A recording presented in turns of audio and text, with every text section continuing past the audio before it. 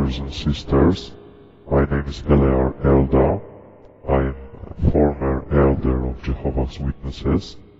Today I want to discuss their spiritual paradise and how Bible disproves that Jehovah's Witnesses ever had something like that. It will be especially letter of Paul the Apostle, 1 Corinthians 4:6. We often heard about their claim of spiritual paradise, how good it is to be in the organization, how sincere are the people, how caring are shepherds, how theocratic law is good, or how we can benefit from that.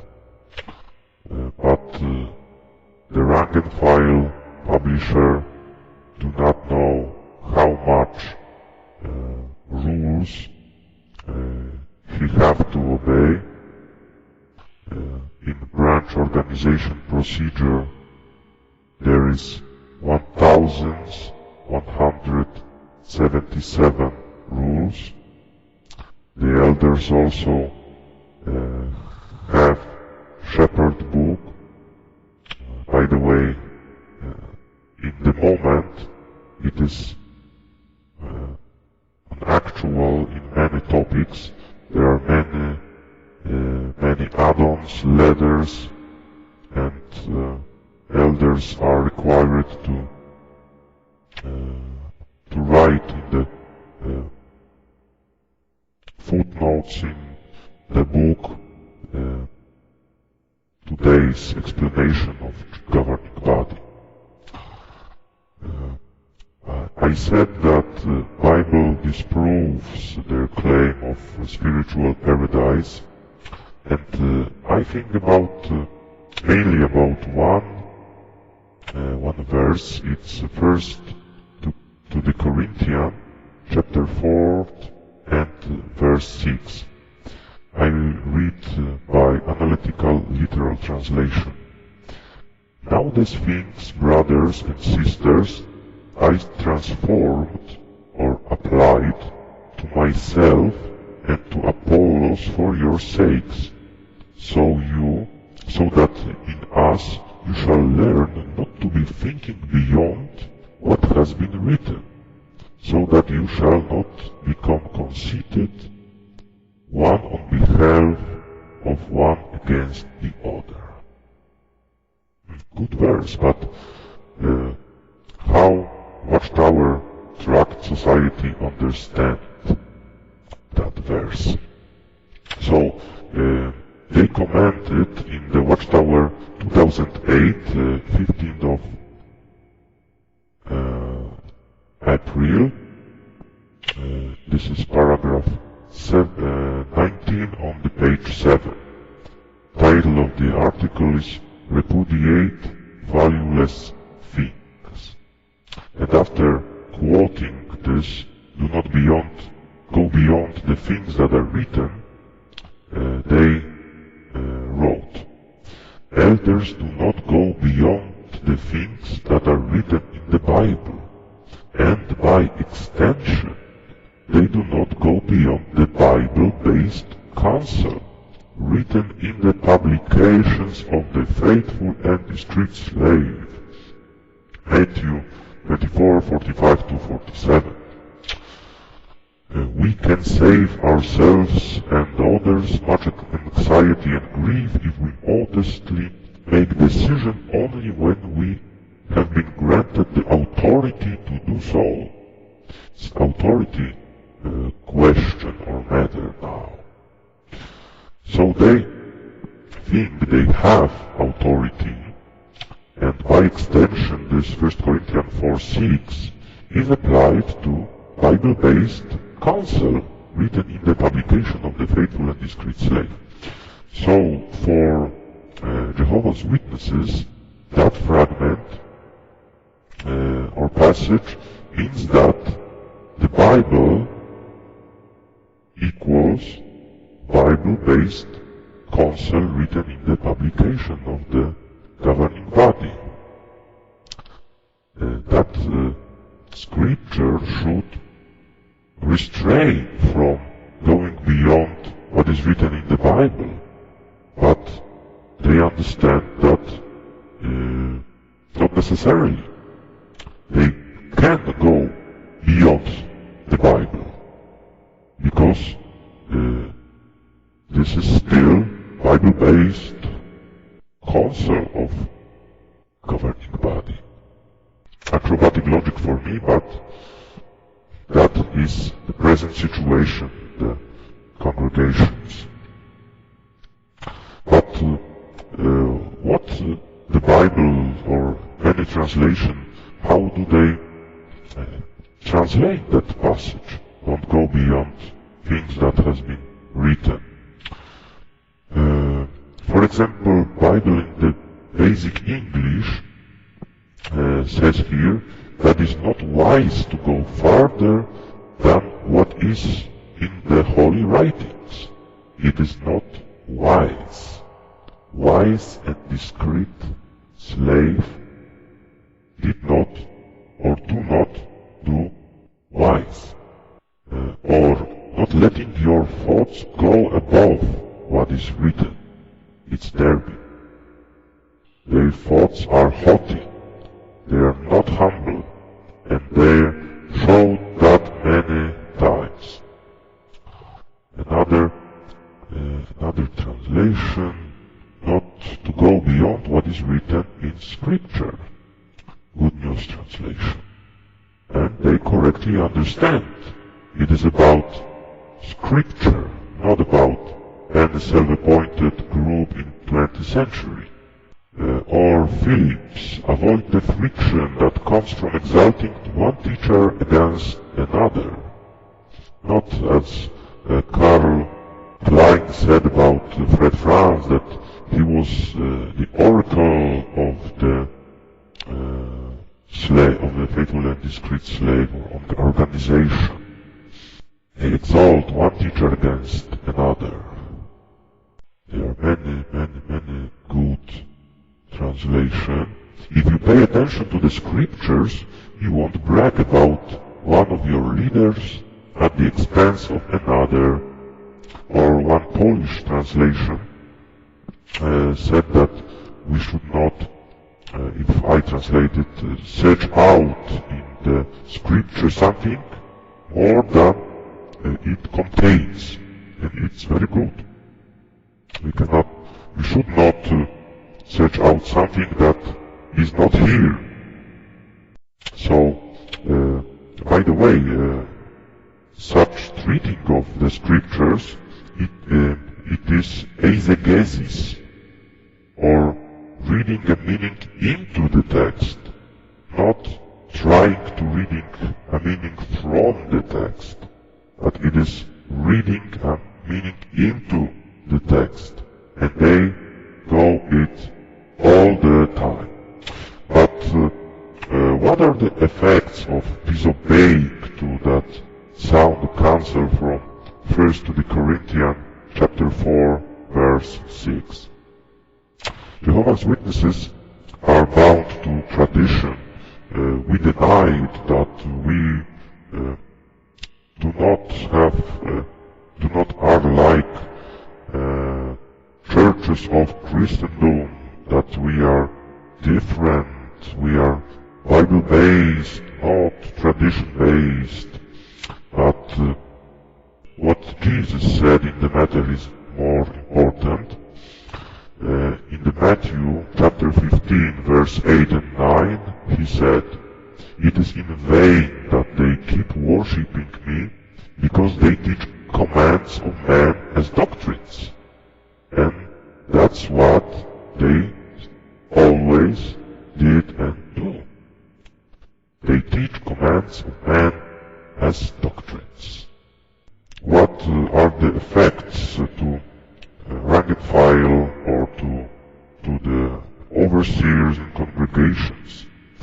As Jehovah's Witnesses, we are overworked, we are stressed, we are depressed. Our conscience is not used because we have always the answer in any topic, in any life matter. We have always the answer how we should do. It's not our decision in many things. We are also unhappy, and often we do not know why. We find fault in ourselves. I think especially about my family, about my mom, about my brothers, about my wife, about many publishers. Our health is poor. Ariel, I even do not go to the dentist as often as I should because I thought that my teeth will stay in the system because it's only a couple of years, so I do not have to take care of them because it's very soon. It's funny, but I took that very seriously then. And my mom, she should go to the doctor, but it's so busy in the ministry that she forget about her own health. My brother, he was a couple of years in the battle in Nadazhin, Warsaw, Poland, but he's very tiny, he's very stressed. His collarbone is very damaged, and he still has no time to take care of his own health. Although, when we think about our preaching work, we are not satisfied, we are guilty when we spend our time to giving invitations. We give people invitations to the conventions, to the memorial, and we cover our territory. It's in vain. I felt that many years that this is not how Jesus, head of the congregation, want us to go and preach. I always have Bible in my hand when I go to the ministry, but it is not a main thing in Jehovah's Witnesses. It's only about magazines, about books, about invitations. I feel that it should not be in that way. Many responsible brothers feel the same. Also, if elders have governing body letters on any subject, it is impossible to agree with everything. Why is that? Because they constantly go beyond what is written in the scripture. They do it by every letter that they are sent to us. There's too much to bear, too much to agree with our conscience, because it's unscriptural, it's unbiblical, it is unlawful from God's point of view to bind our conscience to do that. Often when the elders have a letter on any subject, they do not have to think about the matter, because any biblical objection, scriptural objection, are not taken or treated seriously or not heard. One who says such things is suspect. I was suspected many times, and answers from the body of elders was negative. One circuit overseer, I think, said if organization tell us to jump, we should have only one question: how high?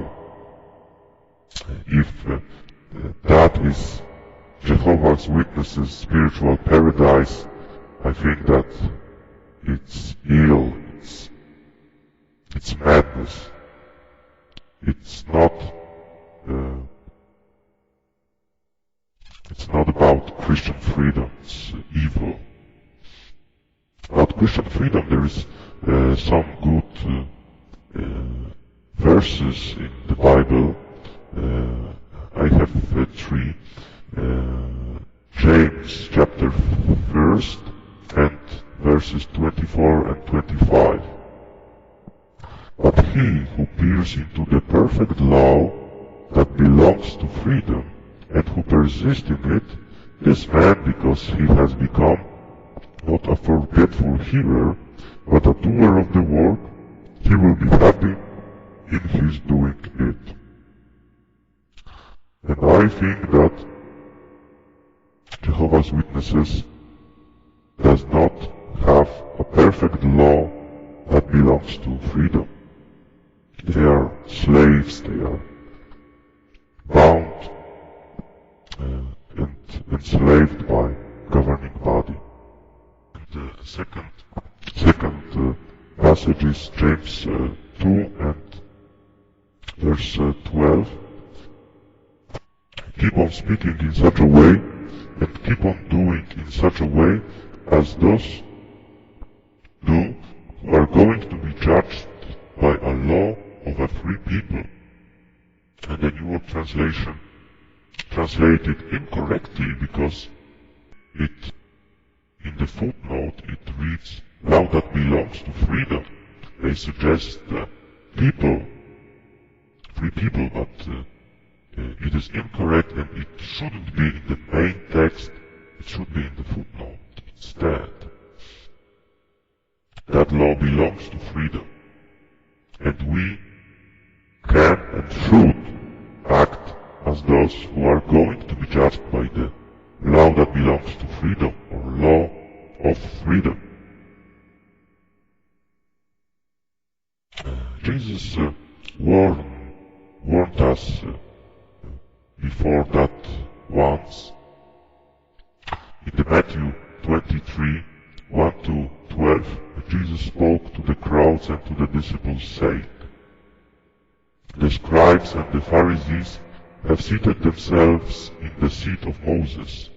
Therefore all the things they tell you, do and observe, but do not do according to their deeds, for they say but do not perform. They bind up heavy loads and put them upon the shoulders of men, but they themselves are not willing to budge them with their fingers.